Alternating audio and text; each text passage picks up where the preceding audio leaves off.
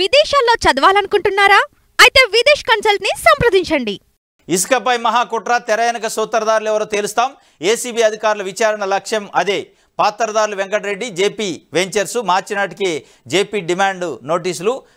JP వెంచర్స్కి 877 కోట్ల జరిమానా వేశాం. మరిన్ని అక్రమాలు చూపిస్తున్న గనుల శాఖ సుప్రీంకోర్టుకు నివేదించిన ఏపీ సర్కారు. అఫిడవిట్లో పలు సంచలన విషయాలు. మరో 3 నెలల్లో సుప్రీంకు సమగ్ర నివేదికట. ఇసుకపై మహాకుట్ర జరిగిందట. దాని తెరయనక వెంకటరెడ్డి డైరెక్టర్, మైనింగ్ డైరెక్టర్ ఉండని, జేపీ వెంచర్స్ కూడా ఉందని వాళ్ళకి సుప్రీంకోర్టు ఏపీ ప్రభుత్వాన్ని ఒక రిపోర్ట్ అడిగింది. అఫిడవిట్ రూపంలో కౌంటర్ వేశారట. దాంట్లో చాలా విషయాలు ఉన్నాయట. 3 నెలల్లో సమగ్రంగా నివేదిక కూడా ఇస్తారట. ఏపీలోనూ హైడ్రా ఆ తరహా సంస్థను ఇక్కడ ఏర్పాటు చేస్తాం. అక్రమ నిర్మాణాలు ఖచ్చితంగా కూల్చివేస్తాం.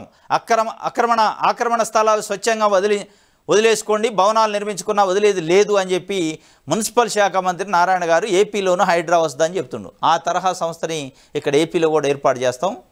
అక్రమంగా నిర్మాణాలు ఉన్న ఎవరైనా ఉంటే వాటిని వదిలేసుకోవాల్సిందే, లేదంటే మేము కూలుస్తాం అంటుండు.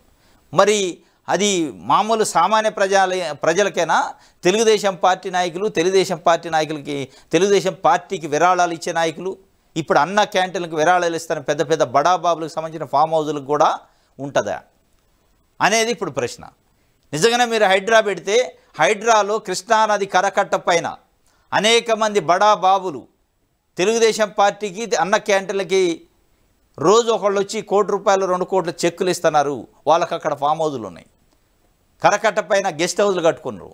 ఆ గెస్ట్ హౌజులు, ఫామ్ హౌజులు కూల్చే అవకాశం ఉంటుందా అనేది భవిష్యత్తు మనకి సమానం చెప్పాలి. నిజంగా సాహసం చేస్తారా? లేదు రాజకీయ ప్రత్యర్థులకు సంబంధించిన వాటిని కూల్చి మిగతా సేపు కూల్చుకుంటారా అనేది సమస్య. మరి అంత ట్రాన్స్పరెంట్గా చేసే అవకాశం ఉందా అనేది కూడా